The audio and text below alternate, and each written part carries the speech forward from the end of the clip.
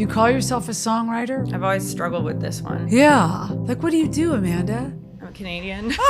I think what I normally write is an artist, and I don't define what that is. I'm always curious about you, like, because some of the stuff you come up with, I'm like, where'd that melody line get pulled from? Artistry it's a alchemy. It's a way of like processing the stuff of life, the things of life, the highs, the lows, the grief, the joy, and none of us are like can circumvent any of those things. Yeah. So it's making meaning of all those things. And the more stories you actually live in and you embrace and that you practice and you stay in and you figure out and you're in the conflict of stuff, you'll have more things to write about. We're all looking for that. We're looking for that mirror. We're looking for the witness of this matters, this pain matters. Can someone sit long enough to like look me in the eye? Funny, because I'm wearing sunglasses. I forgot. Hey everybody, this is Rita Springer. Welcome to another episode of the Rita Springer podcast. And worship is my weapon. Today we're just going to have a little chat about songwriting with the illustrious, talented, I think she's a genius, Amanda Cook. Wait, but how do you know it's Amanda? Oh. How do we even know? The illustrious, Can very you recognize talented, very talented, we're not going to say her name, songwriter. Well, I just thought I was in camouflage. I thought the glasses gave me enough. You could stay in camouflage. Simple conversation today. I have all my things. Would you like to know what things I bring? Yeah, can I ask what things you bring to the table? Let's start there. Okay. It's like a little nest. Yeah, it is. For my mental health. Well, first, of course, we have Celsius. Yeah, well, yeah, okay. They don't support us, but this is a lip balm. Check that bad boy out. Nice.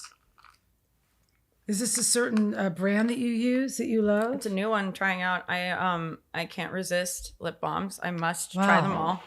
Okay, lip balm. This is a little shock. You don't usually use lipstick. Hate lipstick. Wow. Okay. It dries out my mouth. Okay, but you always have some kind of a lip balm. Yeah. Also, right. are the glasses giving me extra confidence? Yes. Listen, I have two phones now. Okay, I'm a two phones gal. When you showed up with two phones the other day, why do you have two phones? I have two phones, but one's a business phone. See, I thought that was really like my friends who have two phones too. I was like, wow, they've done it. They did it. They've made it. They have two phones. Sometimes people that have two phones, it's kind of shady. So you got to have two phones to be legit. Well, some people have like two houses or like two cars, right. But like two phones, I just feel like it's a status symbol. And okay, I'm joking. I have my phone camera hadn't been working for like 6 months, and I just needed a new phone. But then the transition of getting all the stuff to the new one. Do you back up? Are you backing up? Do you know how to back up? I love that this is the podcast. This is how to back up. How to back up your iPhone. Yeah, the two phones thing was funny because it was too much for me. So now I'm down to one. Well, I still have because it's not worth anything. I can't send it back. But did you get the new phone? This is wow. Good. Check this bad boy out. Am I right? All right. Also, my friends made themselves my background. And welcome to an updated camera. I know. Look at aren't they the cutest? That's your background photos. They were like, "Give us your phone," and then Sam was like, "We're gonna be your background." And now I just every time I see it, I'm like, "I smile." Oh my gosh. Anyways. Okay. What else? Okay. This is like a little shock therapy thing. Can I do it? Yeah. Normally you're. Does that like bring me back to center? Kind of. What does it tell you? Like, does it make you feel comfortable? It's like a little shock thing. Normally, like your palm should be like a little bit wet, a little bit damp for, like, to conduct the electricity. And so it just gives you a little jolt to like bring you back to center. Yeah, it's really helpful. I find. Actually, I found out that interesting. It's almost like a EMDR paddle. Yeah, and it lasts for 20 minutes. You can turn the shock up or down or whatever. But ask me a question, any question. You're like, I'm ready. No stress. Wow, I didn't even know those things. You made those things. It really helps, like, for my nervous system, especially in loud environments and, like, shows and things or anywhere there's people. So do you keep that alone? Do you keep it around your wrist and in your hand all the time? I keep it in my bag, and then I like. Oh wow! Anywhere that because I already just, it takes a lot for me to like focus when there's so much energy bouncing around in a room. And even just, it can be just an exciting thing. Like when I feel really excited about something. Yeah. That can also just feel like my body just feels like and so it brings me back around, it calms me down, and I'll fall asleep with this sometimes. You used to have a little the fidget spinners. I love those things too. Okay, but this one feels like more like it's, and I think it's probably just the ritual of it or the memory of it, like when you create those kinds of things, it really helps. But I found out that my dad's dad actually struggled with depression. Yeah. And would go for shock therapy. Yeah, that was a big thing back then. What's interesting about that to me is so controversial, I guess, but what's interesting about that to me is like in a small dose, it does actually it really, and he like my Opa actually said it really helped him. Like it would reset. It's kind of like what we do with biohacking with like saunas and cold plunges too, because you're like dumping your body into like acute stress. So your body, you can't think about anything else. All the other like accumulated stress of all the future past things that your subconscious mind thinks about all day long goes away for a second. And what is it that your body floods with? Is it like, I don't even know what it is. It's not dopamine. Endorphins? It's not cortisol, is it? I don't know. You'll have to like fact check. I don't know what it is. Well, I don't actually know what it is. At the gym, they have those machines that you just stand on, and they I love those vibrating machines because I actually feel centered. After take the glasses off. This is ridiculous. It's so ridiculous. Is that it? This is my defense mechanism. If I have to be on camera, which I feel like anytime I'm on camera, it feels like a bit of my soul gets stolen. I think that I'm one of those people. I think that's who I am. I'm like, yeah. Wow. Are you? And you're kind of serious. I'm dead serious. I hate being, and it took me so many years to like figure out. I'm like, it's less than not wanting to be seen or feeling some sort of way about myself. It has less to do with that. It has more to do with like, I don't want the interruption of being stared at. I think that's what it is. It feels like it knocks me out of being present and immediate. And suddenly there's like, I'm a subject or something rather than an observer. And I love being an observer. I hate being a subject. I like being part of something. I don't like being a thing. Does that make sense? It totally makes sense. But so when cameras are on, I'm like, oh God, here they come. It feels intrusive. It actually feels like an invasion to me. It feels like I'm going to go really dark for a second. It feels like a home invasion almost sometimes when cameras come out and I'm like, I don't want this. This is not, do I have to be like this? Because I wanted to make music. I don't want to be. Music but you and I have talked about this. It's like watch. the irony of feeling that way, but then you walked into a profession that puts you kind of in that path. Like, how do you balance that? The accoutrements, I guess. I'm trying out sunglasses today. Wait, what's the other this was something, I had to repent for because for years, like, I'd see my friends, they'd always be chewing on toothpicks. And I was like, is this like, I don't know, like what's the vibe? And then I was like, well, if you judge them, might as well try it to find out what your judgment's about. Anyways. Wow. So that's another thing that just kind of helps. You used to chew gum a lot. I still do. Yeah. If I'm feeling really wild, which I do both. Wow. Why not? Hey, look, it's all welcome. So it's really helpful. It's all welcome. It's helpful. Okay. Well, I'm just going to ask you questions about songwriting. So it's we've not really covered a lot today. Of ground. Hate being on camera. Really hard to navigate. I'm trying out sunglasses, I guess. I don't know. Poor thing. She just came over to Songwriting and I'm like, let's do a podcast. I think I was stressing you out. Sorry. No, going back to like the music thing. Yeah, being in a profession. But when I started, it wasn't visual. Yes, there were music videos and MTV and all that kind of stuff. Yeah. And live performing has always been part of the thing. But I think I was just like the dream for me musically was to make music and not necessarily there's different crafts and gifts and natural abilities and all this stuff, and there are people who are born to be performers, Yeah, and, like true performers, I think, where it's like you're watching, you get lost in the moment of someone being so at one with their craft. It's like watching an athlete who's just like put in the hours and the work, and there's no interruption. Like it's music watching that, you know? And then there's like theater and there's acting and there's all these things, which is amazing. When it comes to live music performance, to me, what has always felt stressful, even it would be different than acting, even though I have never really gone down that road. But I've asked friends who are actors, like what the difference is for them between live performance of their own music and being on set and acting.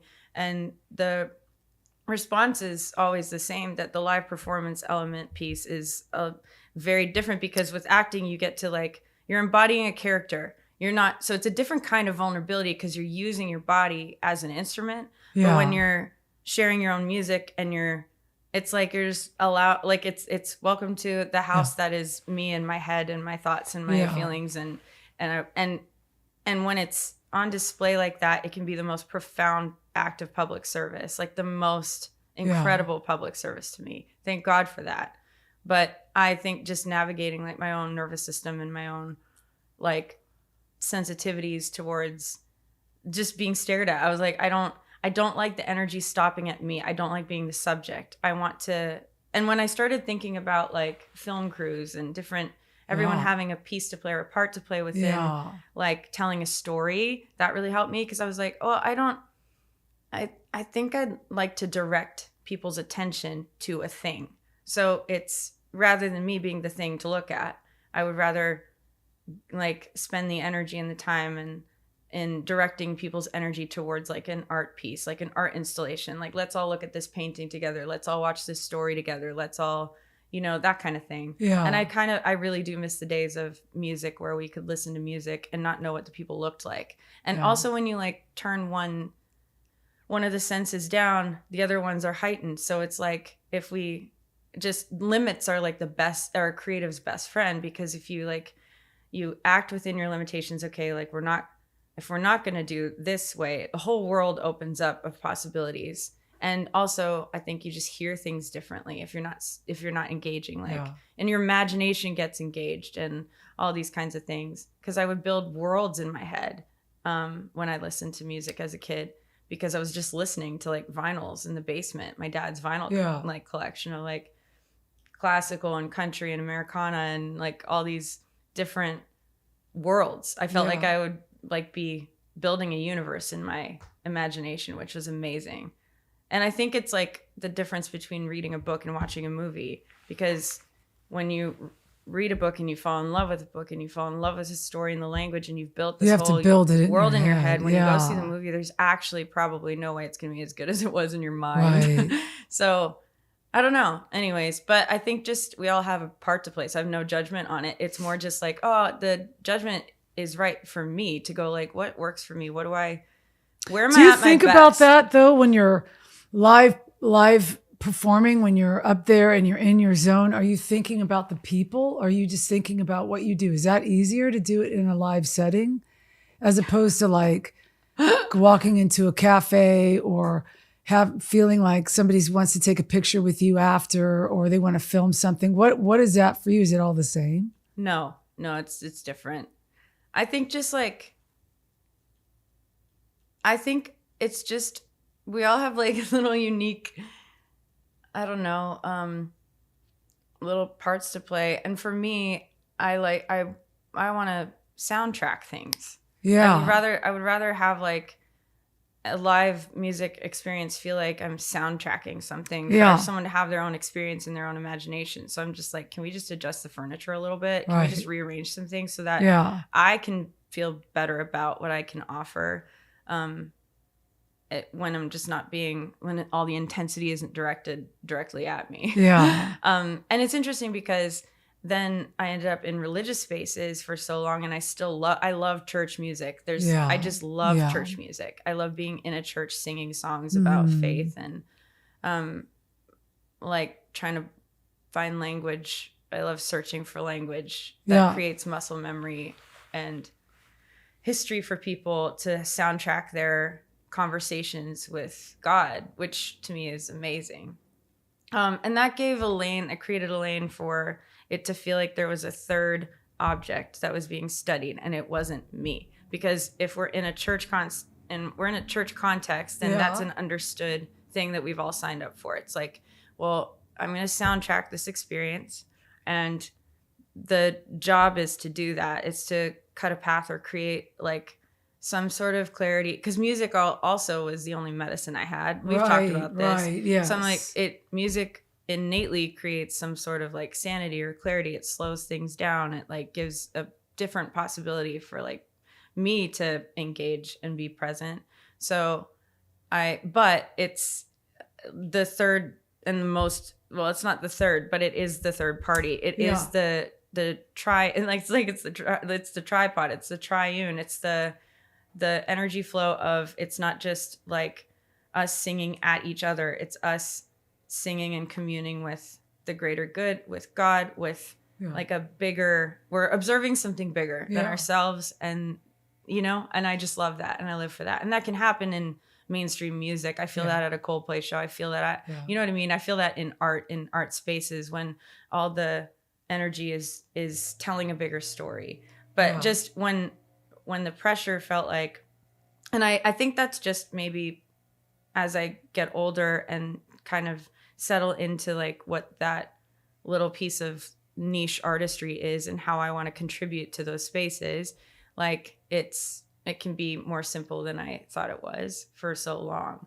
Like I don't need to reform something. I'm not here to try to change anything that exists. It's actually, my energy is better spent when I'm just staying at work. Like I'm doing the work that's right in front of me, and the work that's right in front of me is like, oh, I can just rearrange the furniture in my house and invite people into that space and just be in the public service of that. You know what I mean? How do you classify yourself though, as if somebody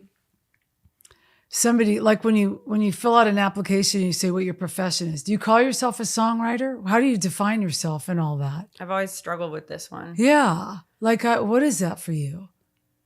Like, what do you do, Amanda? I'm a Canadian.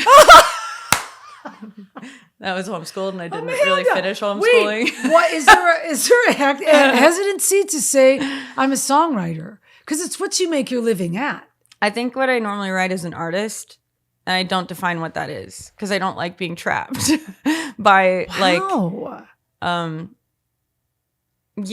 think but even that feels like, I think we all struggle probably with some degree of imposter syndrome. But I think I just was always looking for like, when's the moment that I know that I'm doing the thing I'm supposed to do? And there are all those moments where like I know when I knew when I was like 4 years old and sat at the piano and I knew something then that I didn't have language for, which was just like, this is the only thing that makes sense. Yes. Of everything.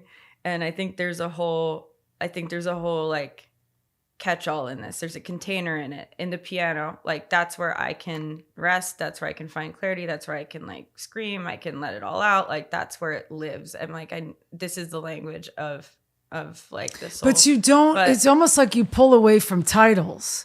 Yeah. I think because we're so quick to like, I don't know. I mean, maybe it's a 5-brain thing, the Enneagram thing. It's probably that, like the possibilities and kind of the propensity of wanting to be an observer and not be defined too quickly by like, oh, you're that. I love what, do you feel there's negativity in that? If somebody were to say, oh, Amanda Cook, she's a songwriter. No, I think it's more an imposter syndrome. It's for more you. For that. Yeah. It's more like, wait, I don't like at one point, 20 years into the career, I was like, oh my gosh, I don't know how to do anything else.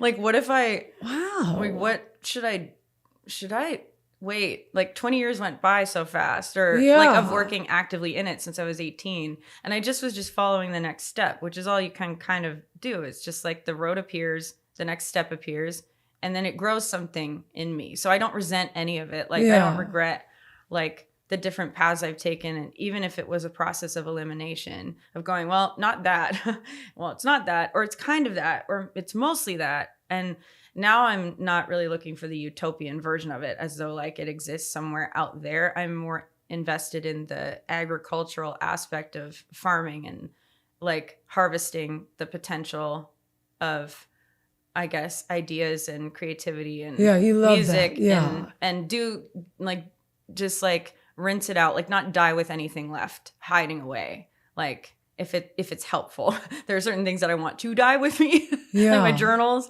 but within the service of artistry, I want to be able to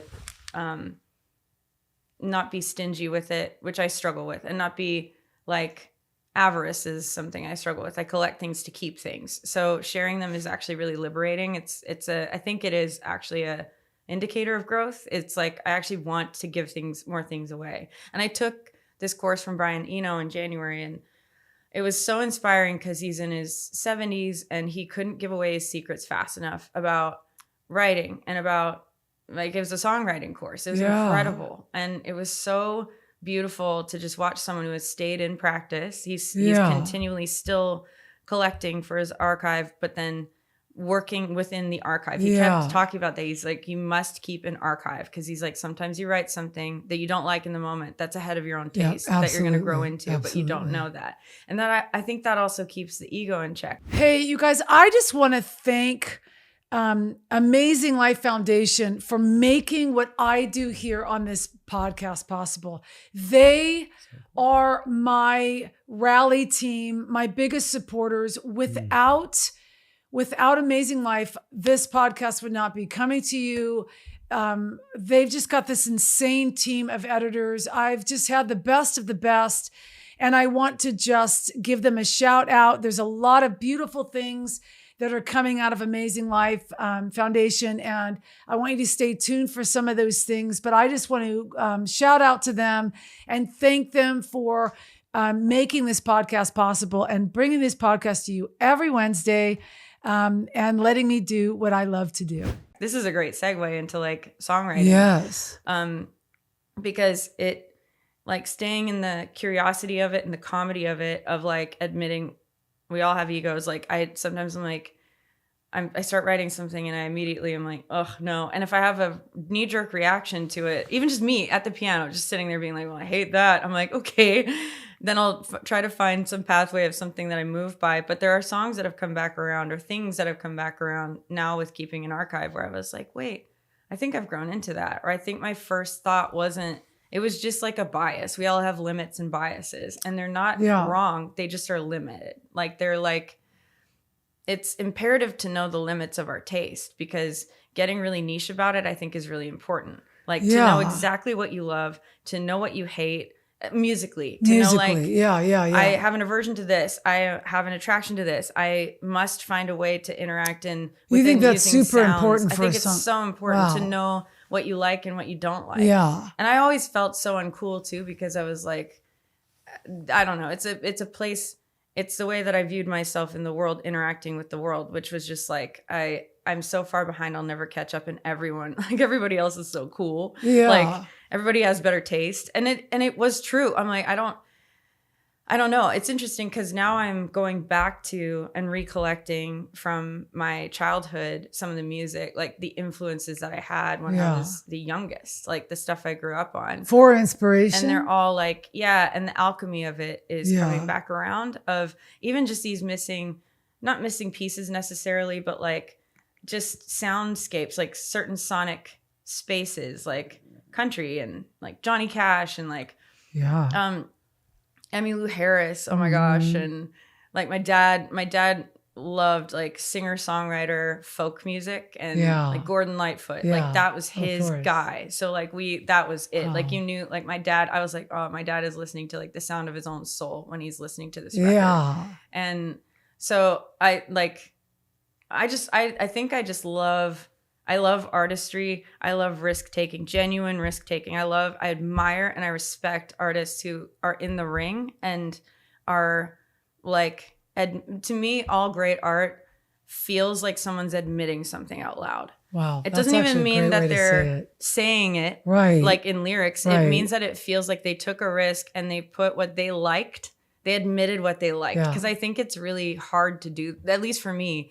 I can just keep the things that I love the most to myself because it feels like I don't want you to be a buzzkill on this. I feel like I don't want you to ruin it right. for me. So I'll just enjoy this over here by myself. It's kind of like when you go see a movie with a friend, and depending on the level of like camaraderie or friendship or whatever, you're like, am I just in the story of the movie right now, or am I thinking about whether or not they like it? Yeah. And that's just a developmental thing. You, that has you got nothing to to do grow with out the of person. that. Yeah. But it's that I think knowing your own taste is really important, and then embracing it and embracing the limits of it. Like walking into a writing room, if you're in a co-write, to just go, I know that I have what I think is good.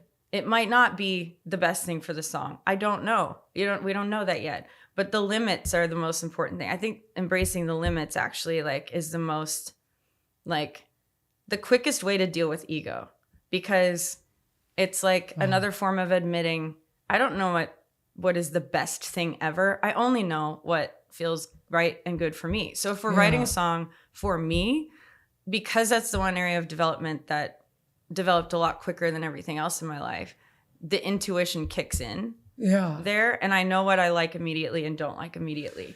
Like it's the only place I know what I like and don't like immediately. Like, because I've practiced that. I've put in the hours there. So if we're doing something for me, there's this dance of like, I don't want to stay stuck in what I just did, because I want to stay on the trajectory of growth. Like music to me is about keeping a record of a lifetime. It's about discovery. And because I forget so much, I forget so many things. I want to remember the important things. I want to put it in a way that's muscle memory. So music is the way to do that for me. That's where I'm like, the practice is about paying attention to what is unfolding in my life. And then the art is a result of collecting all these common threads and themes that I'm in like if I stay in the practice of noticing, they all start to come together and form this project or this idea or this song or whatever. That's just, but that's one of my limits. And so then even embracing limits, it's like, I don't want to stay stuck. I don't want to stay stuck in just my own, I want to grow my capacity. But that also means like, I need to be working, if I'm in a co-write, I need to be working with people who will unlock possibility. So that to me is the goal. It's about finding the few people who unlock possibilities in each other. And then it feels like we're getting somewhere, because we're growing our capacity and honoring each other's limits. And where my limits end is where someone else's begins. And that's true collaboration for me. It's like I'll get just stuck at a certain point, and then I'll be like, that person has the key. They have the word, the lyric, the thing, the whatever it was that like opens the door to like what this could be. And if we all it's a collective yes of like, let's all walk through that door together. To me, that's what makes like that's what brings the whole thing together for me. I think it feels like a hug. It feels like we've found this like, I don't know, kind of community. It's a really it feels like beautiful, communion different kind of to me. community. And I think music was the only place I like knew without knowing what I was looking for, which was to look for study buddies. Like honestly, as a kid who was really isolated and in her own mind and all that kind of stuff, and probably on the spectrum. I know we've talked about that a lot, but like I didn't know how to ask for certain things. It would be like I could ask. In some ways, I can ask for wild things, like over here, and I'm building this resilience and this relationship with rejection now, which is amazing. I've been practicing this phrase in my head for the last like several years of maybe rejection is redirection, maybe it's protection. Like maybe what you think you want, there's something you want more, but you haven't found that yet. And if I get stuck in the rejection idea of anything, then it reveals to me what I was clinging to. And there's that scripture that talks about like, unless a seed dies and goes into the ground, Yeah. it remains a seed. Yeah. But like, essentially when you let go of the thing you thought you wanted, the first dream, the first draft, the like my codependency to it, like, yeah, I'm being saved from like my own ego when that happens. And it's always like this sad, this grief. There's a grief to it, but then there's a field that comes from that. Like there's always a field and there's always a yield to it. And it's so fun. I was thinking about farming this morning in my family and about like my dad talking about the yield every year, which is like, the volume of crops. And I was like, oh, I love that word. And we use it about, yielding to something. Yeah. But like, the strength of the field is literally in the yield of it. Like and there's so many components and ingredients to that. The weather, like it could be drought. It can be, drowning out. I don't know, but I just love the agricultural kind of picture of the thing. So I think the farming life, even though I'm I'm like, God, I mean, houseplants die on my watch. I'm like, Godspeed, good luck. This is you're going to find your root system, I guess. But the way I grew up goes with me, just like it does for all of us. And I think that is really alive in me, like of looking for fellow farmers or gardeners and honestly study buddies, because the way I'm wired is just that my brain wants to clamp down on a discovery. I want to study something, that a concept, an idea, and then I want to flesh it out with people. I want to be like, what do you think about this? What do you think about this? And then find not new language necessarily, but just find more language to just like describe it in the most primitive But way. Okay, so when you got to the table and it, like, there are so many young people that are coming up and they have this desire to write music. And then you're talking about imposter syndrome and ego. Do you think that the imposter syndrome is always there and ego comes later when you have the concept of, I think I want to be a songwriter? Like, can you remember ever having that thought like, I want to be a songwriter? I want to be a songwriter. Mm-hmm. So it was just something that kind of you walked into. Were you good at it from the beginning? Is anybody good at anything from the beginning? I mean, sometimes. Maybe. Yeah. I think challenges come in different forms, right? Like, so you might be great at something from the beginning. Yeah. And have a natural talent, and that'll get you so far. And then something will hit outside of what you can control within that, like, space, and that's when the challenge comes to like dig in and become like more than your craft or more than like your character kind of thing. And that's just normal human development. I would say there was a natural inclination to music. Yes. Like I knew I wanted to just play music. Yeah. Music was your thing. But I didn't. Yeah. This has always been with me. I would wait until my parents were like outside on the field, and I would close all the doors, shut all the windows, lock everything as though they wouldn't come back. I just was like, at least I'll hear them when they come in the house, so I can be fully alone and fully present with just the music. I want to be in the music. I don't want to be thinking about anyone else, what they're thinking about when I'm playing, And so that's when I would sit at the piano and just play my little homeschool heart out. My little hamster. No, I did the same out. thing. I'm trying to remember though. I can recall sitting down at 15, 16, playing the piano and not thinking necessarily, or I want to write songs for a living, but looking at that piano as the house I wanted to live in for the rest of my life. Yeah. And not knowing the direction of how to take that until years later. But I almost wonder if it was because people start coming up to you saying, when they've heard you sing or they've heard you do something, all of a sudden they implant, oh, when are you going to do your first record? When are you going to do? And I remember that more than I remember anything. People saying to me, oh my gosh, you have such a great voice. You should make a record. Oh my gosh. And those ideas being like, maybe I should make a record. Mm-hmm. Maybe I could. Because I wrote all these songs in private. For me, it was when mom was church secretary. So I'd get dropped off and had 2 hours in the sanctuary alone with the piano before she left. And that's when the whole world opened up. Mm-hmm. but it was usually the other people's thoughts. Like, do you have a concrete memory of like when you wrote your first song and you were like, dang, I think that might be something? I don't think I've ever had that. Well, yeah, I don't know if that thought has ever come to me. Like, I think this really might be something. I think You don't ever think that about do you ever pull back? I do it all the time when you're showing me your stuff, like that you pull back and you're like, oof, that was like, that's really beautiful. I know what I'm moved by. Okay. So I There is movement. I know what I'm moved by. And I think that's what I do trust. That's the taste. Yeah. And that's yeah. also the limits of taste. Yeah. So it's like, I know what I'm moved by. If I sit and play a note on the piano and I feel something or hear something in my head, it's very quiet, like the way that I end up starting to write. Always quiet. Really? But wow. so I know what I'm moved by, and I think that's always been there. Like I'm moved by this whole thing, this whole world of music. Like, what is it? I still don't know. It's a mystery. And so I studied it.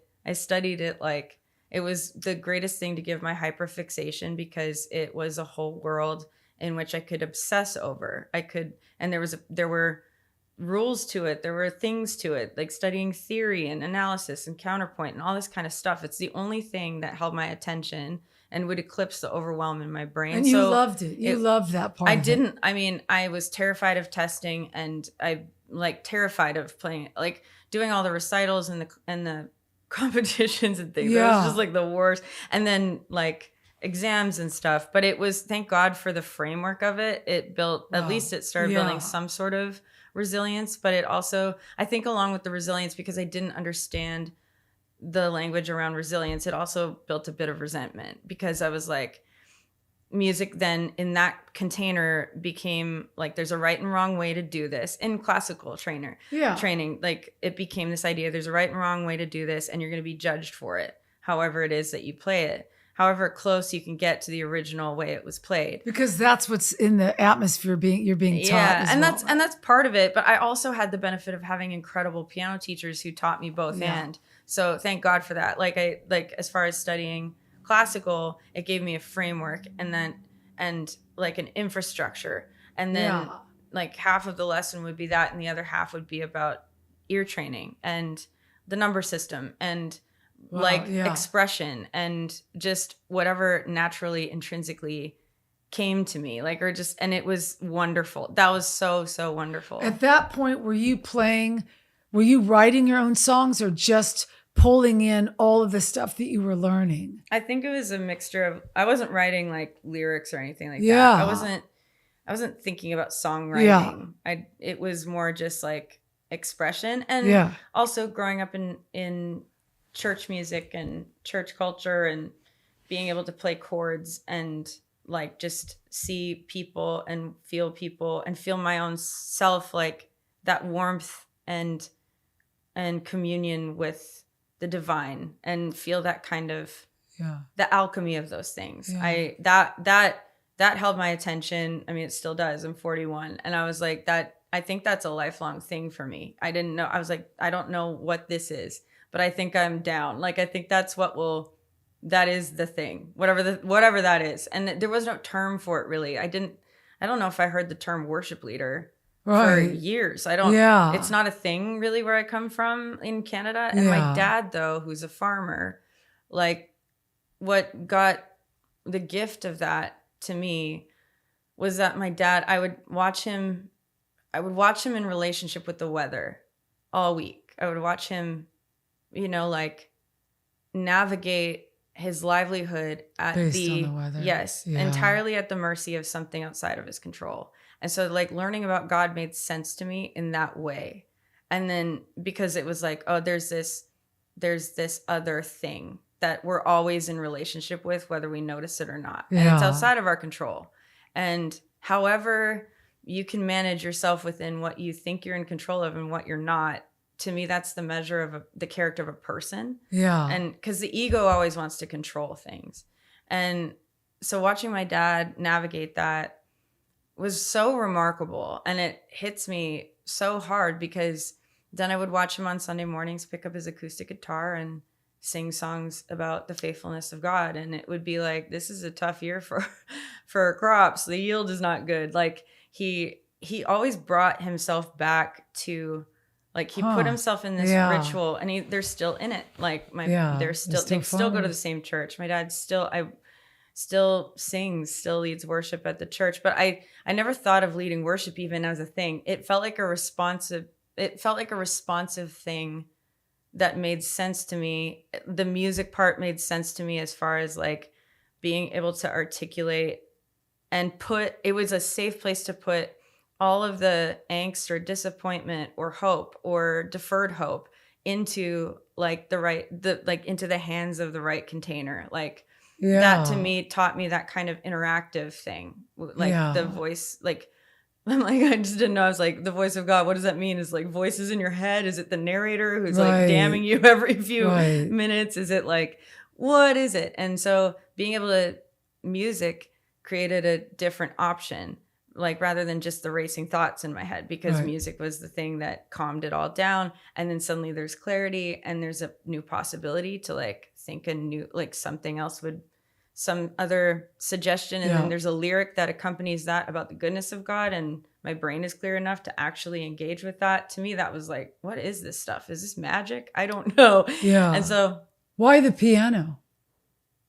I mean, my parents made that decision for me. They put my brother and me in lessons when we were young. So I was 4, somewhere around there, and we took group lessons at, like, I think they have like a Suzuki method here or whatever, ear training and stuff. Yeah. There was like a Yamaha method. And so they put us in group lessons when we were little. And it was it was a requirement in our family. My parents wanted us to have, my mom really specifically wanted both my brother and I to get our grade 8 piano. And so you could do it up to there? Yeah, and then decide to keep going or not. I'm not entirely sure. I think it was just a value to them. Music was a value to them. It still is. It's such a value to my family. But that's a great question. I should ask Mom why that. Yeah, I mean, some people are drawn to a certain instrument, you know. Yeah. And I was drawn. Guitar, I was drawn. Like, it was an instant thing. It was, I mean, of course, you I was play a kid. It I didn't like practicing, but I was drawn to the instrument itself. Like, it just made sense. Yeah. And when you sit down and you play, it's almost like you mold right into it. Yes. And some people, I see that on the guitar. I see that on the drums. And that's why I was asking. Yeah. So I think even back to your question about songwriting, it's like, I don't know if it ever took a form of, I still don't even know if it's taken a form of like, I'm going to write a song. It's really good for me to be in songwrites, especially now. Like, I'm practicing them in a new way, wanting to develop some other things that I feel like I want to catch up to maybe, or just take different risks in some directions. But having limits is good. So having the limit of, we're going to write a song today, and writing with others, thank God. If it was just up to me, I have written songs by myself before, and I will continue to, because I think it's important to stay in the practice. Well, you used to do that all the time in the early. And I think, there is some sort of thing returning around that too, because I think it is really important to stay in, and this also, I think, keeps the ego in check. Because if you get on the search for like wanting to write whatever you think the greatest song in the world is, that already derails the entire creativity process. That's so good for you to say. And I think the limits of going, I have a limited point of view. Yes. That's actually a beautiful thing if I embrace it, but it is limited. And so then being able to That's actually good for the writer to hear. I think so. I think it's important to stay in practice and actually go, I think this is where this is a complete thought, and I'm not going to change it because it's saying exactly what I want to say, how I want to say it. Now, there's also ego involved in being stubborn and not wanting help. That's not what I'm talking about, because I do want help. I think our ego shows up in all the different ways. Like, you don't need other people. You can do this on your own. That's one of them. And then the other end of that spectrum is you don't have the capability to finish a thought like a song, and it's up to other people to decide if it's good enough. So I think there's that tension of both and staying in the both and is what keeps the ego kind of in check. And when I say ego, my friend gave me this definition, not like, I don't know, a few years ago, and it was really helpful, because there's all this talk of ego death and punishing your ego and die. Like, it's just like, trying to rid ourselves of something that actually is just in our makeup. And I think it's an original vulnerability. And it's all the unparented parts of our childlike reasoning that's filling in blanks and trying to overcompensate for any area that we didn't have an established sense of value or worth in. And so if there's anything that's unparented in your brain is just doing its job. It's filling in blanks. And so that's where you get like the ego. Basically, she described it as a puppy. Like, try to picture your ego as a puppy chewing shoes in the corner. Like, are you going to beat the puppy, or are you going to like train the puppy? Are you going to parent, like essentially parent? Because you need a little bit of ego. You kind of do. Yeah. It's not healthy it's like ego. What if it's not what if your ego is not an enemy? What if it's just an unparented identity? What if it's unparented identity that you can learn how to parent? Read some parenting books. Learn how to parent the things in yourself that you weren't parented in, because that also changes. If you are a parent, it will change dramatically what happens between you and your kids. I don't have my own biological children, but it's this thing, your child self goes with you everywhere, and your kids like actually absorb it, right? But we think we are our mother until we're 2 years old. And that's why when we discover the word no, it's so impactful, because we're finding out we have our own mind. We can make up our own mind. We can actually like disagree. That's crazy. Up until then, we think we literally are our mothers. So we absorb whatever they think about themselves. We don't think what our mothers tell us to think about ourselves. We think about ourselves how they think about themselves, because that's how almost like telepathically or energetically we're connected, So, wow, that was a tangent. But I think within music, like, I don't know if I had the thought ever of like, songs, that's what I'm going to do. That's a challenge for me, because who talked about, there was a podcast not too long ago that was, Jason was telling me about it.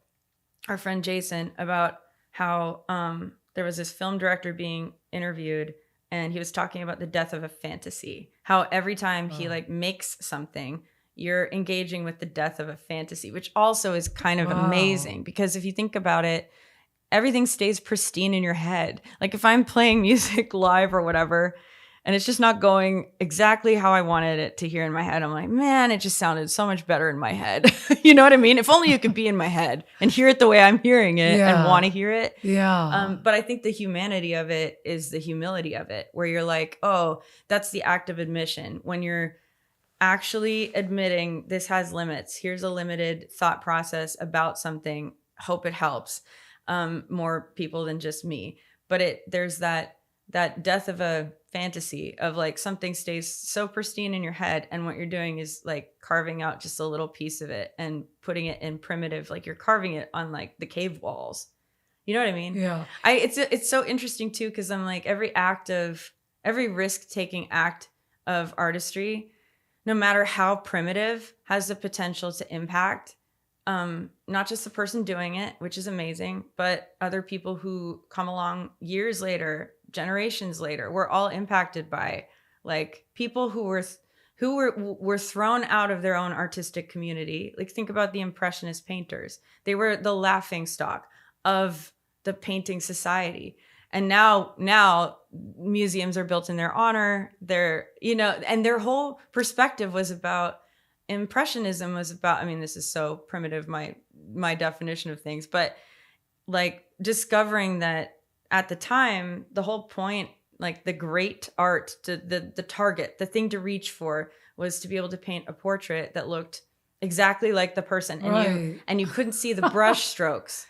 Like the act was to hide the artist's imperfections and brush strokes so that you didn't see the brush strokes, you saw the portrait. The Impressionists were like, brush strokes everywhere. This is all part of the whole thing is art. And they brought the colors out into the daylight and it just messed the whole thing up. And of course that act of like almost like artistic, I guess, not resistance, just like an alternative pathway of, well, let's discover what this could be. And now of course it's become its own genre, which is wild, because it's like Brian Eno. He's the godfather of ambient music because he basically named it. Like he just started doing it. He just started making it. And then and thought he had the thought of like, oh, I might be good at this. Yeah. Maybe I could soundtrack experiences for people. Maybe I could do this, So when I think about music, it's way too wide. It's way too limitless. I need help harnessing it, immense help, from a big idea in the sky into like, how could this be actually practical and helpful and not just stay in some sort of pristine fantasy, but like become something that embraces the humility and the humanity of the actual creation process, and then give it like a gift to people. Like, oh, there's this part of like, those books of what's it, Steal Like an Artist, and I can't remember the other two, the names right now, but there's this one part that talks about making gifts for people. Like, make a gift for a person, have that person in mind. Like that, the approach of artistry like that, of I have someone in mind and I want to give them a gift, and I'm going to use the limited ideas I have and the whatever I know how to do with whatever's in my hands, whatever materials, whatever I work with, material like with music or whatever, paint, whatever it is, but it's a gift. To have that approach to it, I think also helps with the ego and changes the whole narrative, changes the whole thing. Okay, but what if you're like, well, the first question I want to ask you too about songwriting in this area is what's your go-to? Are you like, do you lean more toward like musical? Are lyrics going through your head all the time? Like, where is your ease, your road of ease with songwriting? That's so interesting. I think I've been searching for it. I think I've been looking for it. Maybe that's what it is. Maybe it's just like the doggedly determined, I'm going to search for something. I mean, are you like, are you always like writing down your lyrics anywhere in the car? Is something coming all the time? Is there a patch of a melody line that hits you? Is it something that somebody says if you're in a church service and the pastor does something? I mean, I'm always doing those kind of things. And I think all of us songwriters kind of running this race in it, we all have our own go-to. Yeah. It's like, I'm always curious about you, like, because some of the stuff you come up with, I'm like, I wonder where that was. Like, where'd that melody line get pulled from, or where? And sometimes it just comes like in the moment, right? It's just birthed in the moment. But I often wonder where your process actually is, like what you gravitate to easiest.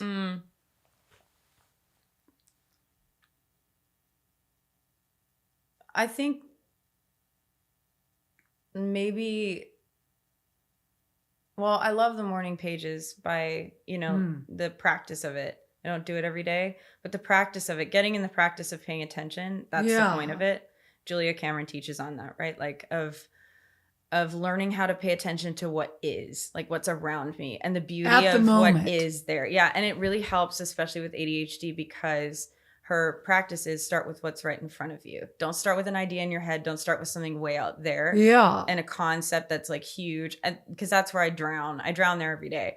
So the morning pages practice is like about being in touch with the miracle of what's happening right in front of me right now. So if I was to do it right now, I would start by describing what's right in front of me. Wow, that's beautiful. I love that. It's 8:54 a.m. and I'm sitting in this way. And then I would start to wonder on the page and wander, because the stream of consciousness also knocks you out of your ego of like trying to think up the best thought or idea, or like she talks about like, you're an ego when you're just really trying to think something up rather than jotting something down.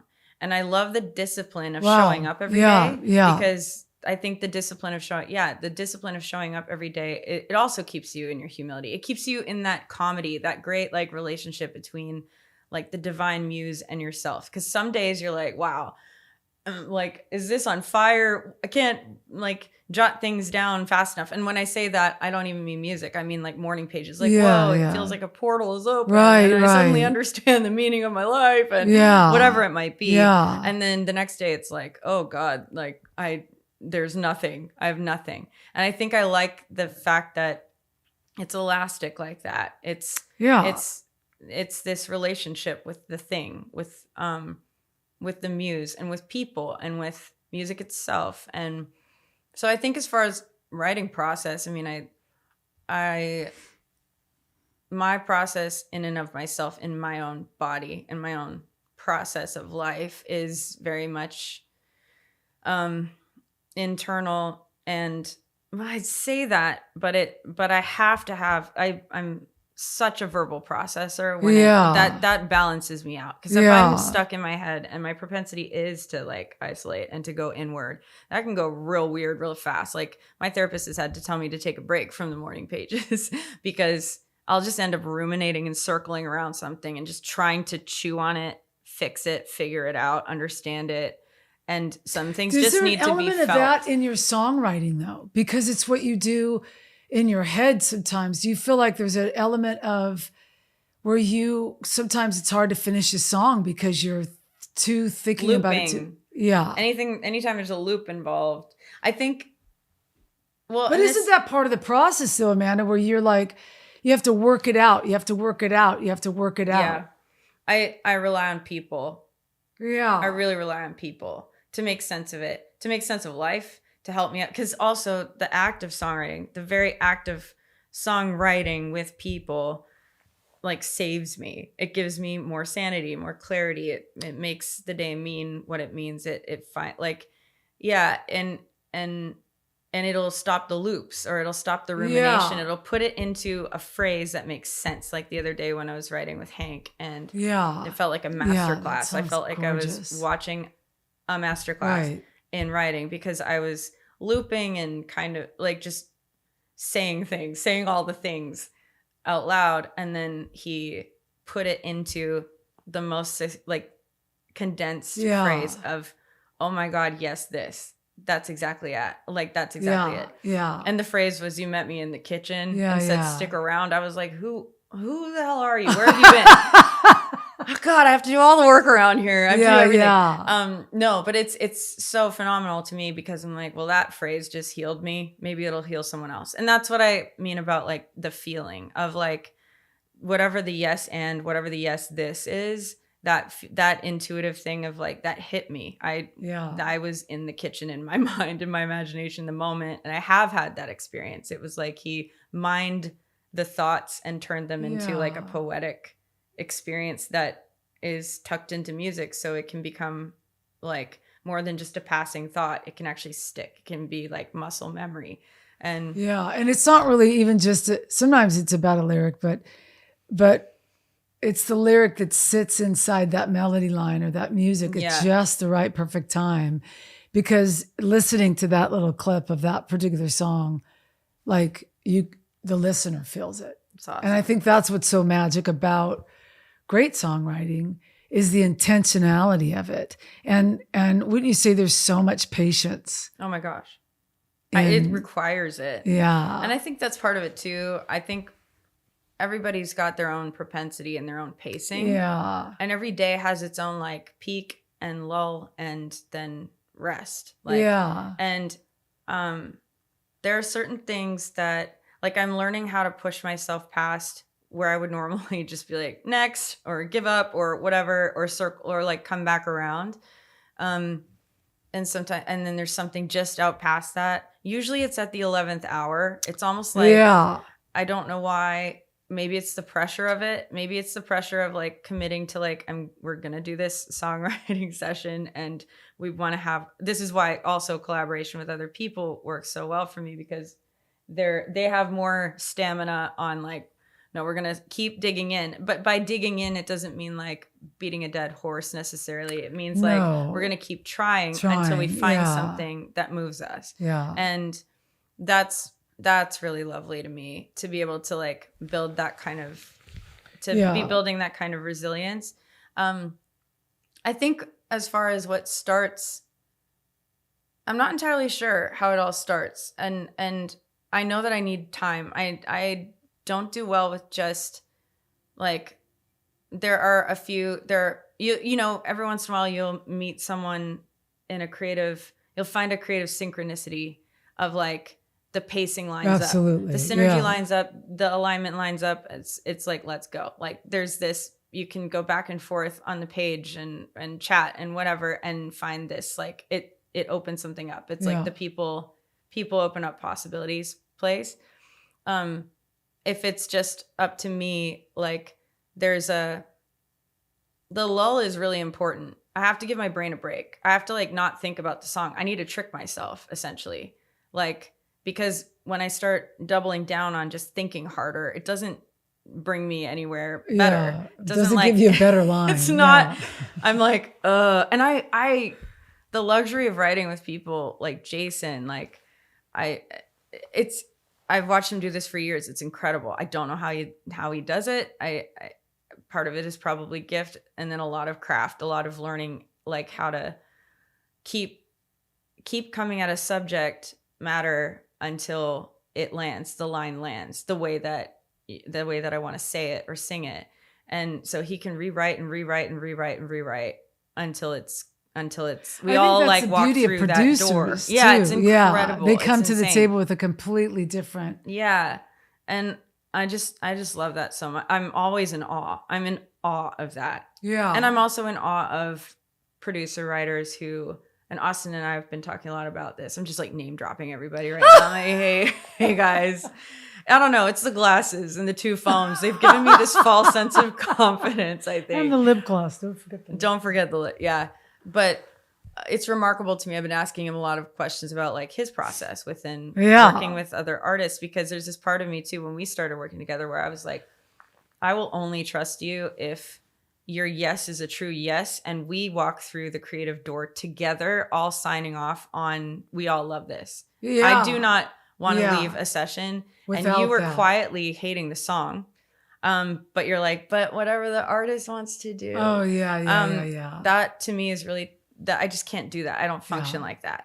But it's a really remarkable like practice that producers practice all the time. And it doesn't mean that they don't like that they don't find something to love about it. But that's just not my interest. If that's the goal, I'd rather stay home. Like I don't need to. I'm like I'm interested in writing things with people, because the point to me is like, this is fun. I want to have fun. I just want to have fun, I guess. Yeah. I want to have fun making music with friends and all love. At the end of the day, I want us to all collectively sign off, whoever's making the project with me. And that's why it has to say a small group of people, because it is subjective. You're in the weeds together. Everyone has limits. Everyone has egos. So it's like, if we can all embrace all those things together, then it can be magic. Yeah. Like 3 people making a record, 4 or 5, whatever. Like, but for me, as soon as like it's all about I want the music that I make to sound like the people who made it. Not like we were just trying to hit a that's reference. Great. Yeah. I want it to sound like, so it's people first. Yeah. It's like that person has their own alchemy, their own artistry, their own limits, their own likes, their own taste, their own everything. It's awesome. If they embrace their ego and limits, we can fly. Yeah. If we all if we're collectively deciding that together, Yeah, it's I think amazing. The brilliant thing about co-writes and songwriting sessions like that is that everybody has a lane that they come in with. So if my lane is predominantly usually very quick with lyrics, and somebody else is already in that lane and right, there's a camaraderie that's like, oh, okay, let me shift lanes. Maybe I can just kind of hop on melody which almost, it just opens up the melody lane, because I'm not leaning so hard on the lyric lane. Yeah. And it's actually kind of cool to see, oh, you can switch lanes when you need to switch lanes, especially when there's camaraderie in the room and everybody's like leaning into whatever it is, instead of being like, well, the lyric lane's my lane, and somebody just took the lyric lane. You know what I'm saying? So it's great when that synergy comes into the room. And yeah. Hey guys, I want to just take a little segue here and tell everybody and get the word out about the new community and tribe that I am in the middle of right now on ritaspringer.com. If you want more content, I've had a lot of people ask me for when are you going to do this and when are you going to do that and when are you going to do this? Well, I have created a platform on my website under the tab community where you will be then taken to tribes. And I am inviting you to be part of my tribe. On that, there is a subscription tier that you can subscribe to where you can get different content. We are doing Bible studies and daily devotionals and throwing some cooking shows in there on my favorite recipes and doing mentorships and songwriting things that we're going to be uploading this year. So if you want to be part of my tribe, part of my community, please go to ritaspringer.com, click on that community tab and join my community. And there's also just that lyrics are so funny too, because I'm a big fan of just saying what you want to say, however you want to say it, within reason, I guess. And I need help because I'm so long-winded. So I'll just be like, "Can you turn this just into write, and then cut? Or are you only trying to say what you want to say in the moment?" The example I'll use, which is so great to me, is a song that isn't released yet, but that Austin and I wrote earlier this year. That would be Austin Davis, the great Austin Davis. The great. And shout out. In the right, he started by playing this soundscape, and it was I will say that is my starting point, is a resonant tone and a soundscape. Not a chord progression. Once you lock that in, I'm like, I all the possibilities just went out the window. I love cutting and trimming and editing when I get there, but I don't like, if you start with a loop and just like chords, I'm like, now everything, I don't know how to explain it. It's just like in my brain,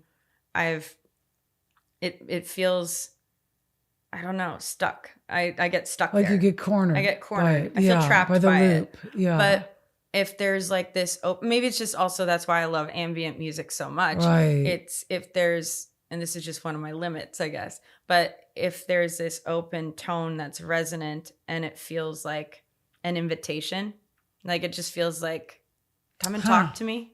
Like, let's talk. Yeah. Let's just talk. Like, let's have this conversation. That's what the tone feels like. It feels like a little invitation. Yeah. That makes total sense for you. Yes. And then when I think about you. And then it can build a whole story in my head of a scene. Like, it doesn't usually start with me trying to talk about necessarily. I don't know. I mean, it's all related. It's all part of the soup, I guess. But it's, for this song in particular, he started playing this, like, he started building out this kind of sonic landscape, which was so stunning to me and aggressive. And it made me think about the film, what's it called? A Place Beyond the Pines. Oh, yeah. Yeah.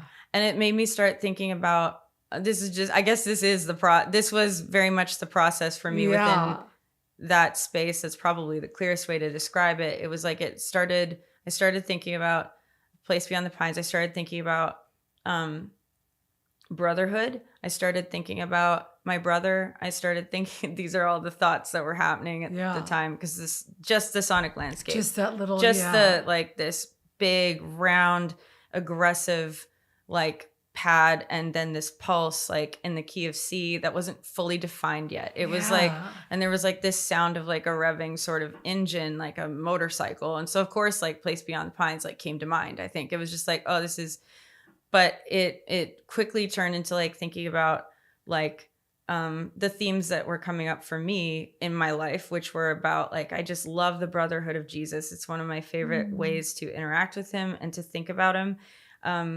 because it's the place I've felt most considered or protected, I think.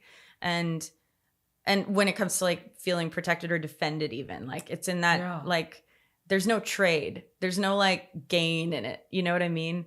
Especially like relationally, it's just like, this is a wild tangent, but there's this book by Khalil Gibran called Jesus, Son of Man. And there's this excerpt in it. It's like this 3-part excerpt. And the book is this novel. It's like, it's a fiction work, obviously, that's of all these different perspectives with their limitations of how people would have maybe interacted or had conversations with Jesus throughout the book. So it's like a philosopher, an astronomer, an astrologer, like Mary, the mother of Jesus, like John the Beloved. And it's so poetic because he's such a poet. It's one of my favorite. It's a reread. I have it on my phone and I often go to it. But there's this one fiction story of a woman a prostitute who experiences this conversation with Jesus. And there's something that draws him to her. Like, she's like, I'm so drawn to him. And naturally, of course, her trade is that she would give him herself, her most valuable self.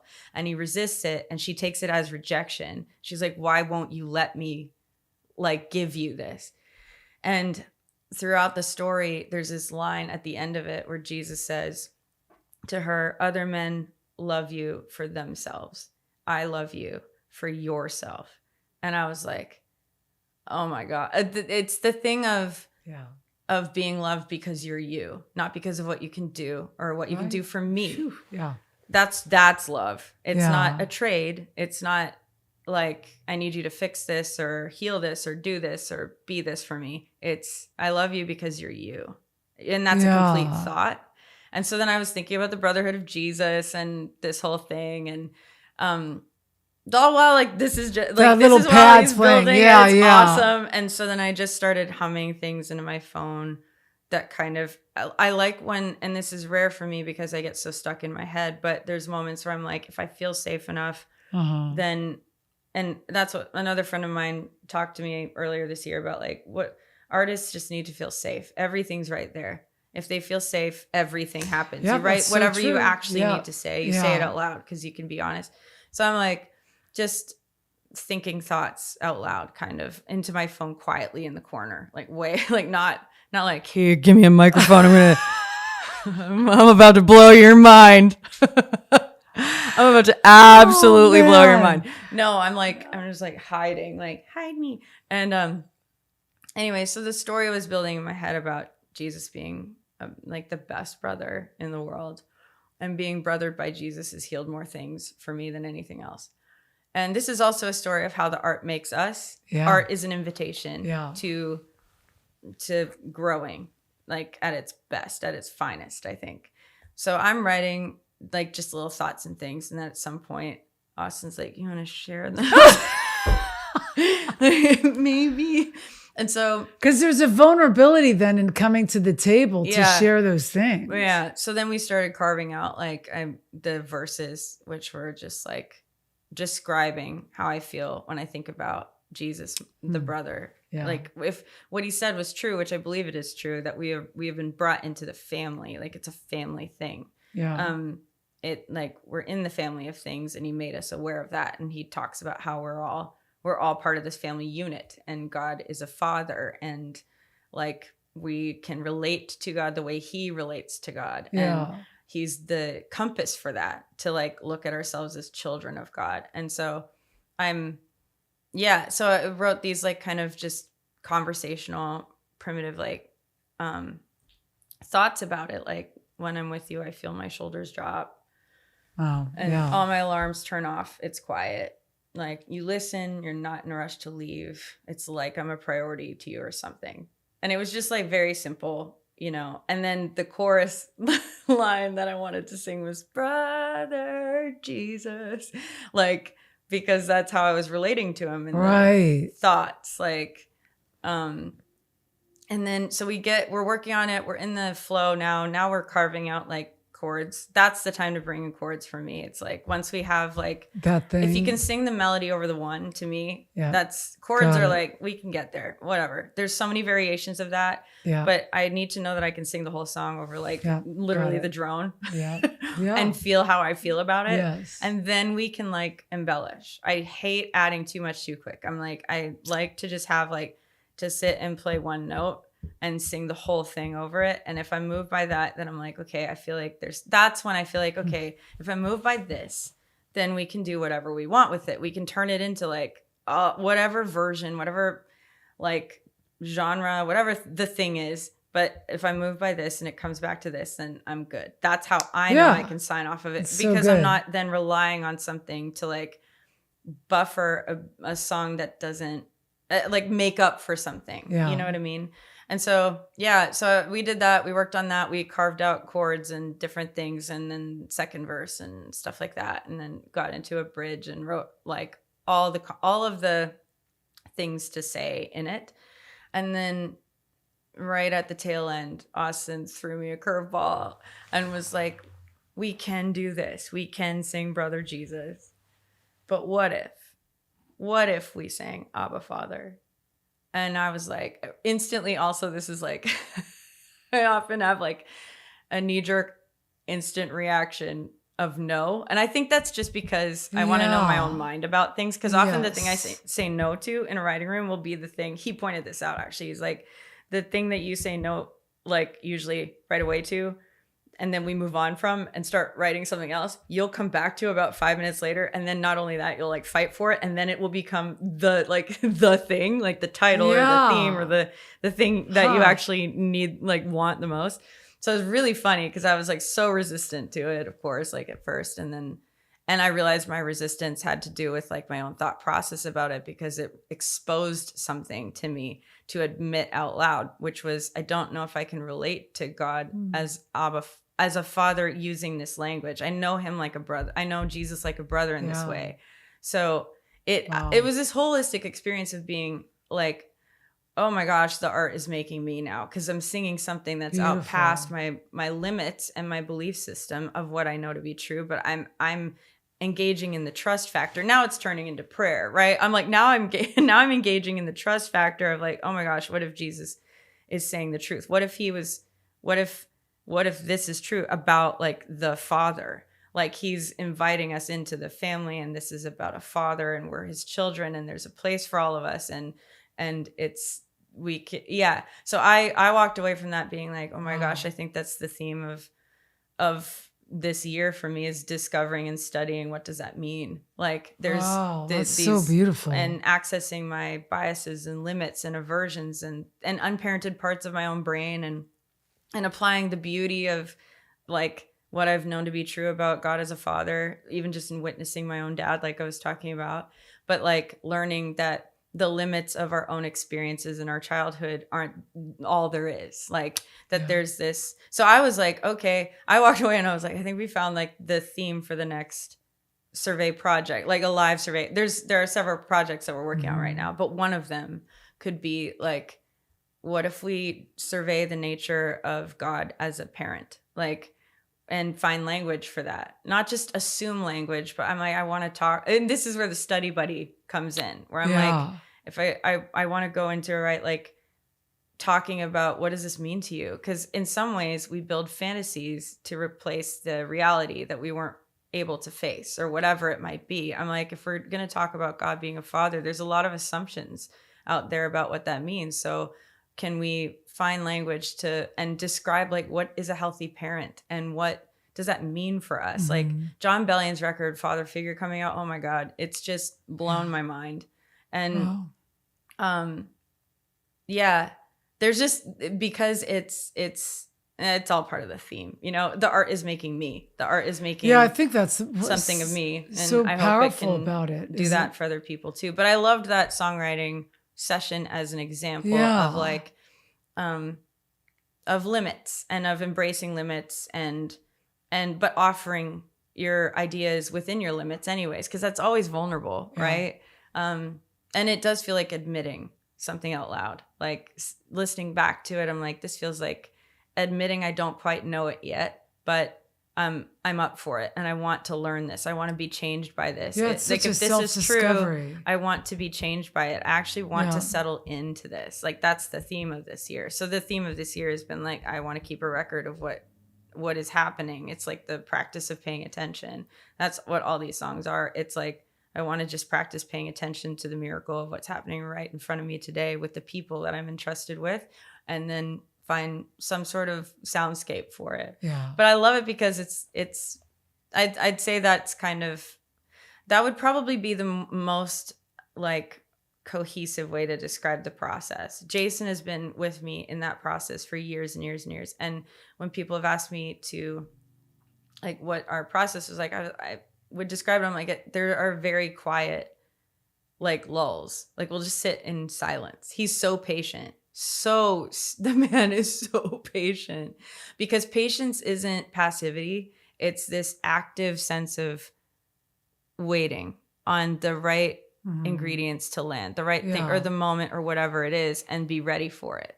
And so it requires you to stay fully present and locked in. And that to me, my God, that's so remarkable. Hey, a little segue here to just remind those of you who really love what the podcast is carrying, love what I do. You know that I mentor, you know that I work with creative and artists. We are in some exciting things this year with my nonprofit, Wearing Justice, but I can't do a lot of these things unless I have help and donations. We are a charitable organization, a nonprofit, and it's Christian education based. And if you are out there and you love to donate to things that not just inspire people, but heal people while people are being inspired, would you consider donating to my nonprofit, Wearing Justice? If you just click this QR code that you're seeing on the screen, you can donate and give any amount of donation. It was greatly appreciated. I would so appreciate it because I can keep doing what I feel like God's called me to do and really keep believing in artists everywhere and how God is using the arts to heal people's heart. And I love that. I just love what I do. I want to keep this up, but I need your help to do it. So would you consider today making a donation to Wearing Justice and help keep this all up and running?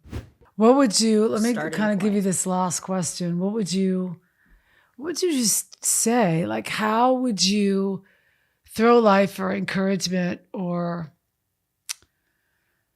I don't know, just belief in a young writer that wants to really write songs that change the world or change the atmosphere or change their life? Or like, what would you come to the table to say to someone coming in that doesn't have the experience that you have, but that really feels this thing in their bones? Wanting to write songs to change the world. Or just wanting to have that, use that vehicle to craft their way through. That's a very big question. There's so many roads that we could go down. I wonder, the thing that comes up right away is like a Justice. Yeah. Like somebody like Justice who's trying to figure it out, has a desire for it. So great. I love it. But is also like, hey, I'm not banking on making a living at this. I love it because it settles me. It's part of the way that it's his language. It's an internal language for him. Like, you got a room full of those kind of people. What do you say? Well, I think there are different components to it because human development is so essential, and a young creative mind needs different direction than a 40-year-old like me. We're always going to be growing. I think committing to growing and not knowing and staying a student is really imperative. And approaching life like that in every way is the best possible outcome, because you can't lose in that way. You will. I'm learning all the time. Yeah. It's beautiful. And those are the old people that you want to be around. Like, I'm like, what kind of 70-year-old do I want to be? Yeah. If I make it that far, we'll see. But being around those people, like, when he was talking and he's in his 70s and he's still in practice, he's still in the practice of making art. He didn't just hide behind the biggest bands in the world. And I think that's what I have so much respect for him because of that, because he was producing Bowie and U2 and Coldplay, and Fred again grew up down the street. So many of my favorite artists share his philosophy of generosity of artistry. There's a generosity with all of those guys. That's just their view of the world is, we're here to serve, and this is how we can best serve. This is the public service of artistry. That's what we're signing up for. Yes, it includes self-expression, but it's not about us. It's like what, Coldplay was talking about in their last Zane Lowe interview, that they feel like they exist now to facilitate a gathering. And that to me is like the most remarkable. It's very but apparent but in you the don't start concept. there. You have to start with your ego and self-expression. You actually have to learn the limits of your ego. I think it's essential. Like if I would have known when I was 20, your ego is going to go with you everywhere. It's a puppy chewing, on shoes in the corner. It's not your enemy. It's an unparented identity, and you will always have it. And it actually, if you engage in like learning how to parent it, then you're going to actually turn into someone that people maybe want to be around, which is fun. But you don't skip that phase of development. You can't fast forward to your 40s and apply the logic of your 40-year-old self to your 20-year-old self. That just doesn't exist. You're 20. Of course you want to change the world. Of course you have the zeal. Of course you want to make a splash. Of course you want to do great things. Those are all really like, yeah, reach for the stars. It's beautiful. It's beautiful. I think though, like, first of all, with human development, you don't get past that. You don't skip that. I think for the creative young mind, it is essential to have older, wiser mentors who believe in not just your craft, not just what you like, not just the gift of what you do, but the person of who you are. And it's really tough, especially if you're going to be in some sort of public service, because it still is public service. Music is public service. Yeah. It's like you're going to have to navigate a lot of things in front of people, even if you're not... Even if you're hiding behind sunglasses. There's like people who like find people that you trust early on. Yeah. Who love you and knew you It's before so good. things, before you did the thing. Because there's so much aloneness in artistry. It gets more and so more. much aloneness. It gets more and more isolating. I think what starts out as solitude turns into isolation really quickly. And I only know that because of my own process with it. And my own tendency to isolate. But I think knowing like there are people who are going to come and go. There are going to be people who love what you do, who hate what you do, who like the last thing you did, who hate what you did now, who are like, not for me. Right. And art is always risky. It's always going to be vulnerable. I'm like, do we ever get past this part where it doesn't feel like you're just like naked and afraid? So I think that for different stages of development, I guess I'd probably encourage a few different things, but having older, wiser producers who can sit in the quiet and be patient and ask you how you are as a person and prove that over time a little bit. Like, I don't know. I think what I'm getting to now, I'm so excited about the next decade of artistry because your art goes with you everywhere. Like you grow, I think we grow into things. Like it's just, we've been sold this thing that like, I don't know. I thought my best work was behind me when I was like 28. The minute something actually like mattered to people or like found some sort of traction in a really niche way in church music even or whatever, I was like, oh my God, oh no, the jig is up. That's the best thing I've ever done. It's probably the best thing I'll ever do. And now it's all downhill from here.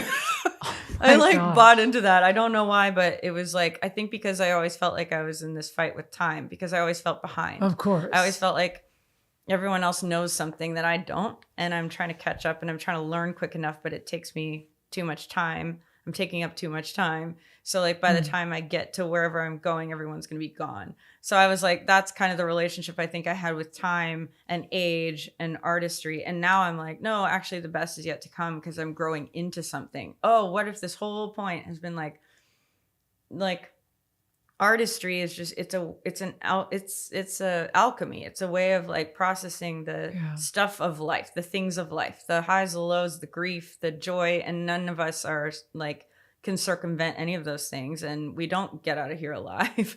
So it's making meaning of all those things. And the more stories you actually live in and you embrace and that you practice and you stay in and you figure out and you're in the conflict of stuff, you'll have more things to write about. You'll have more things to say as you go. And so I'm like, I think the longevity is what I care about too, of like, okay, what's sustainable? How can we learn sustainable practices? I was never taught this, but how do we learn sustainable practices for the manic phases of curiosity too?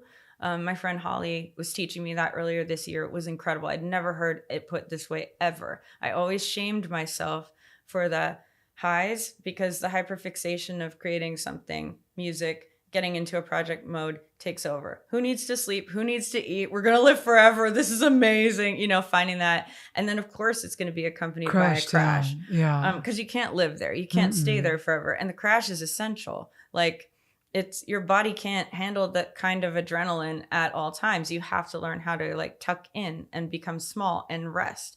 And so I always shamed the highs because I knew the low was coming, and then I'd shame myself, especially in the low. Like, why can't you just like get it together?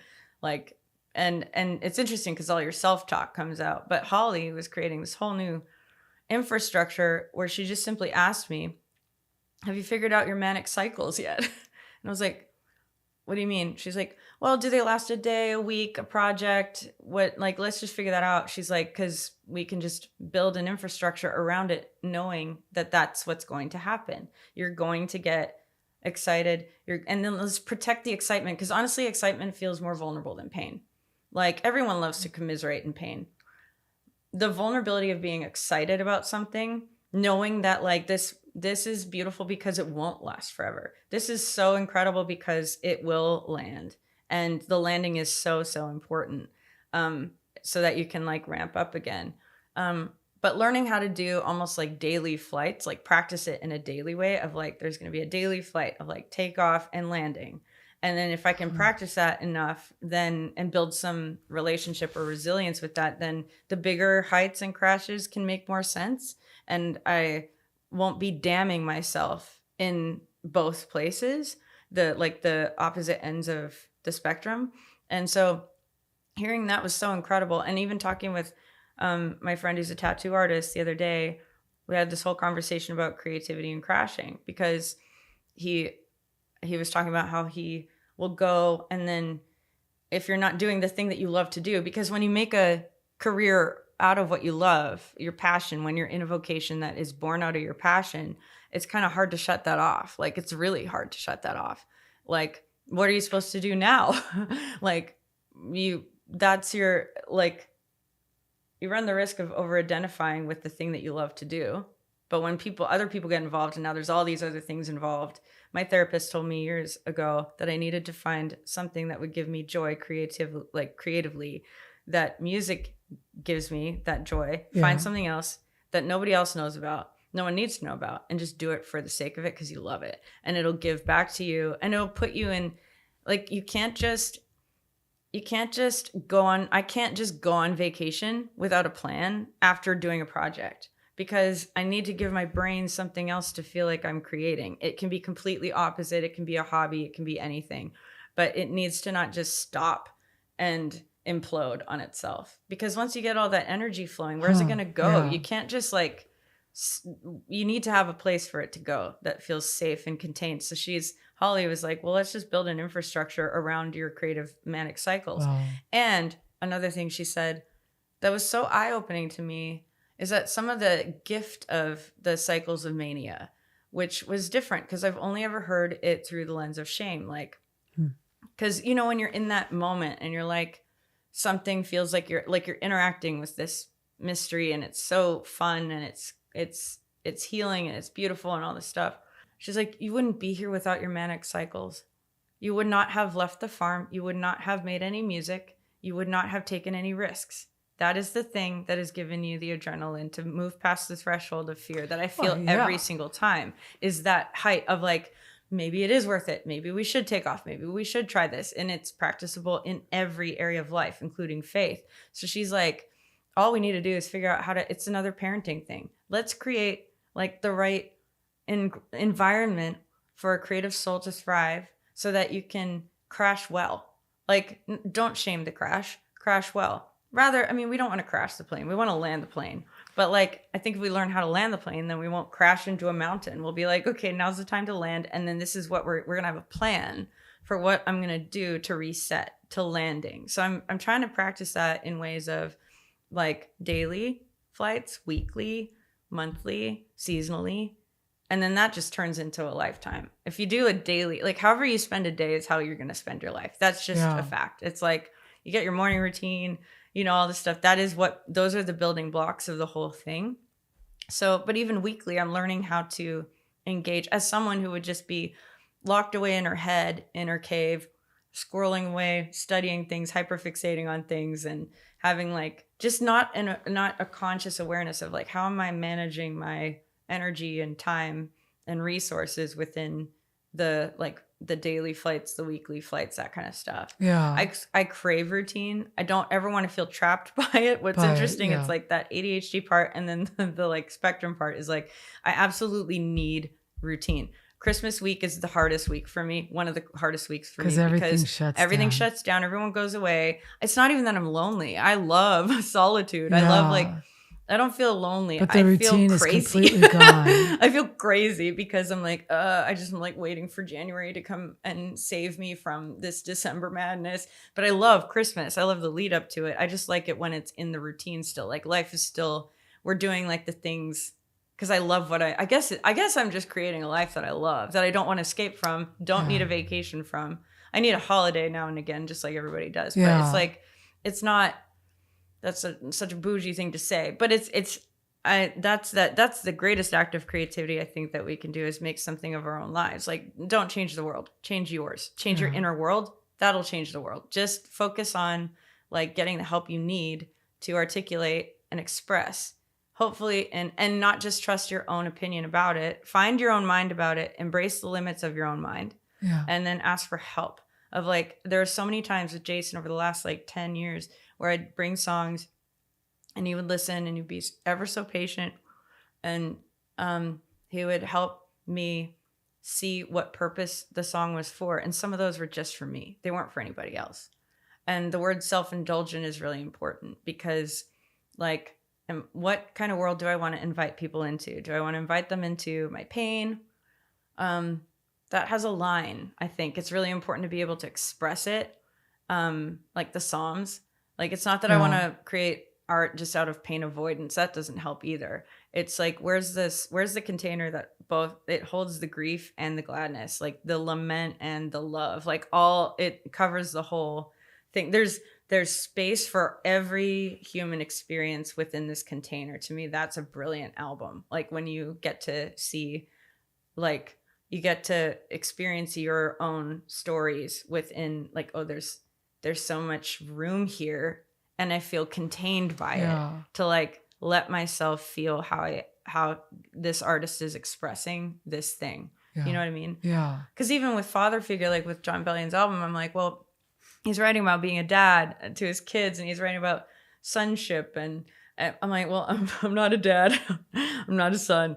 But why am I crying? Like, it's this universal experience. There's something universal about all these songs. To me, that's art at its best, is when you're thinking about your own experience with your thoughts about those things when you're listening. I'm not thinking about John Bellion's experience. I'm thinking about what is a father? What's a healthy father? What does, like, being invited into a story that's much bigger than John Bellion, which is so generous. That's the generosity of artistry, is when it doesn't stop at their self-expression. Right. That's the self-indulgence. If it's just about pure self-expression, then it's just a limit. That's not even a bad thing. That's actually quite neutral. It's just a limit. Do I want to invite people into that limit, or do I want to like hand them back the dignity and the beauty of their own story by soundtracking it, which is what I think has always brought me back around. But having other people help me, like having a Jason, is so essential. Having someone else witness you, because I think a lot of art sometimes, especially born out of pain,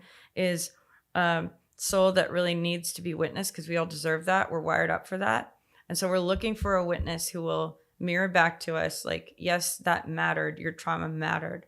And within that, there is so much healing that can happen. Yeah. So much healing that some of those things get to remain in the dignity of privacy, where it's like, oh my gosh, I was healed. I was looking for that thing. I was looking for that witness, and I found it. So I don't need an audience. If you don't have a witness, if you don't have a healthy witness, you will go looking for an audience. And then it turns into like exploitation at its finest. Just trying to rid ourselves of the pain, rinse ourselves of the pain. Like, anybody acknowledge that this was too hard and it shouldn't have happened to me, or whatever it might be. You know what I mean? That's where the self-indulgence happens. And whenever there's been a witness, it's like a true witness. Then I can offer something better to an audience, because I can offer them, it can start in the pain of not having been witnessed, but then I get to have a witness within the community and the friendship of making music. And then by the time it reaches audience's ears, it needs to not be about me at all. Like it's about them. It's about someone else's story, about that's someone else having, good. Right? I just think.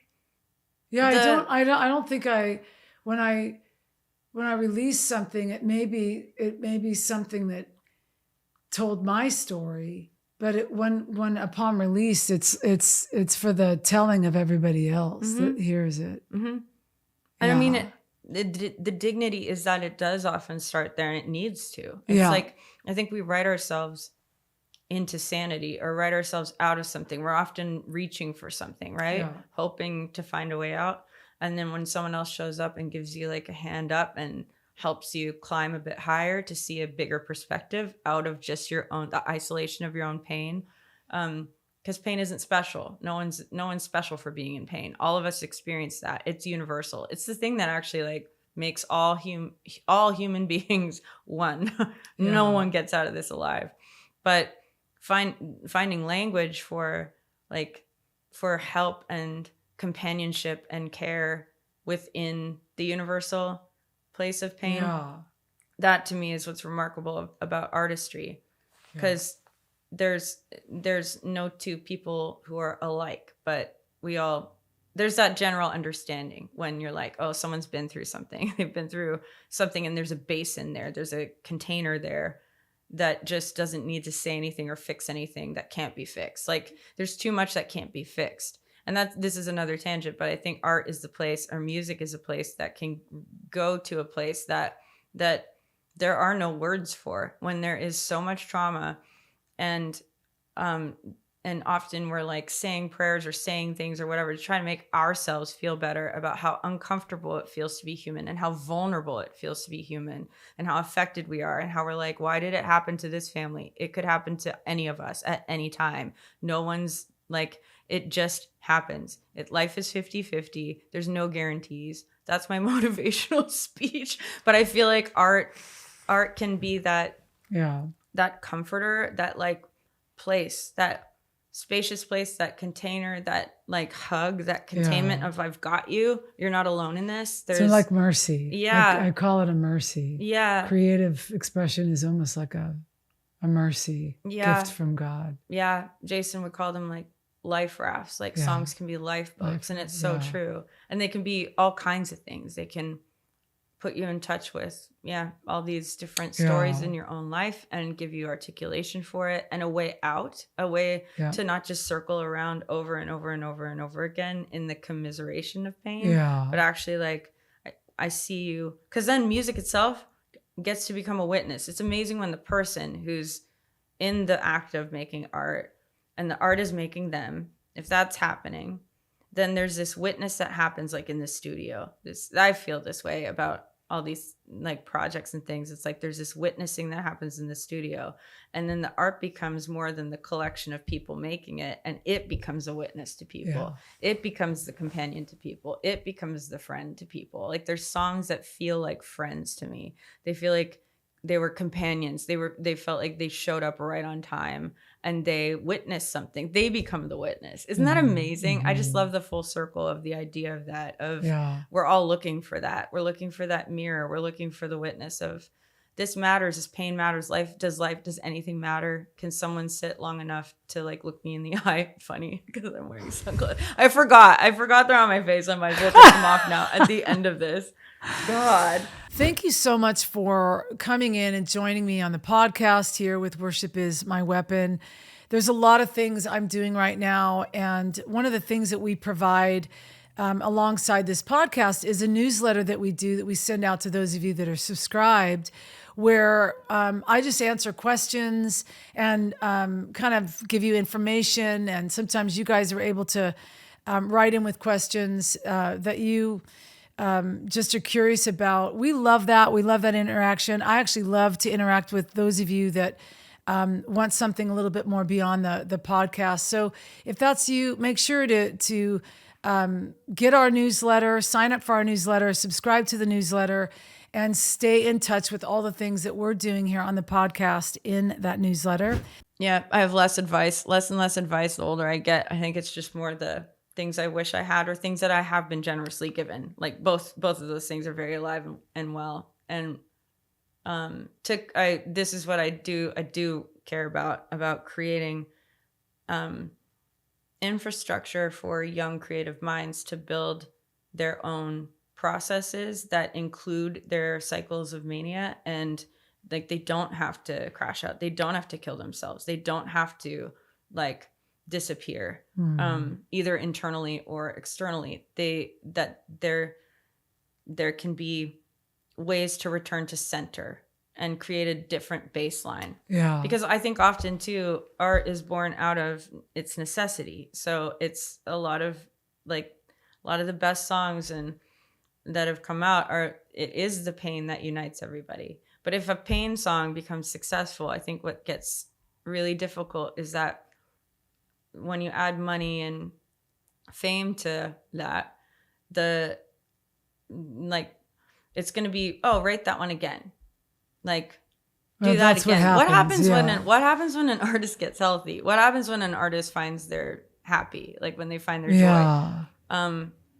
Like, do we have to suffer for the sake of artistry, or is suffering just part of life and you make sense of it? And what if artistry also includes like the vulnerability of joy and all these different things? And so being able to create enough self-awareness of like, I'm a human being, I'm going to be growing through my cycles of mania. I'm going to make art that reflects what I'm learning and what I'm crashing out in, and my mistakes and my hopes and my disappointments and my deferred hopes. And some things people are going to love and some things people are going to hate. But knowing who the little circle, the inner circle of people who aren't just trying to gas you up and like, try to cling to your ego to make them feel important. That's a whole other conversation. Yeah.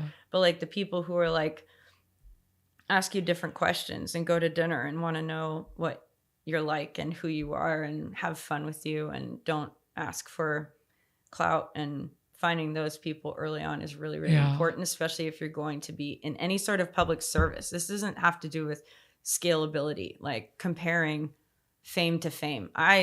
My own personal tangent about fame is I think it's the most corrosive thing in the world. I have yet to see it do anything good to anybody ever. I think it's corrosive. That's the best word I've found for it. I think it corrodes the soul. But and I think that if that is going to be part of the equation in any kind of way, for anyone to be in the public service, you need a plan for how you're going to actually become a human being. Like stay in the pocket of the work that you want to do. Like back to work. Like, was it a great day? Was it really, really high? Did you win all the awards? Amazing. Back to work. Go back to your morning routine next morning. Was it the worst day of your life? Did you get the worst news of your life? Back to work. Like approach your artistry as the container where you get to bring it all, be about your work, be about your business, nobody else's business. Like your job is your life, and it's to harvest, it's to like sow and reap, it's to like engage in that dance of like being here to learn, right? But being in the actual state of art making quietly, I would say too. This is not just, there's different facets to it, right? So like there's the performance art piece of it, which people are really gifted for, which is amazing. So find something where you're alone in your work, you're in solitude, not isolated. You're in you return to the solitude of your own self, and you're like in that little tucked in space, and you're small. I loved watching the Coldplay documentary and how Zane Lowe and Chris Martin were walking by the ocean, and he talked about being by an ocean, being by something bigger than yourself, something that you're moved by and that you feel really small in. I think that's essential for every human, no matter what scale of artistry or what niche they're in or whatever it might be. Yeah. And I think also because art is such a insular thing, and there is a certain kind of almost selfishness to start. You have to have like your ego involved somehow. But I think there's nothing better than being knocked out of your ego by like being around people who are in different fields of artistry too. That's been really, I love that so much. Like someone else can be just so incredibly good at something that I'll never be good at. So it deals with the idea of competition within artistry too, which is whatever, that's a crock.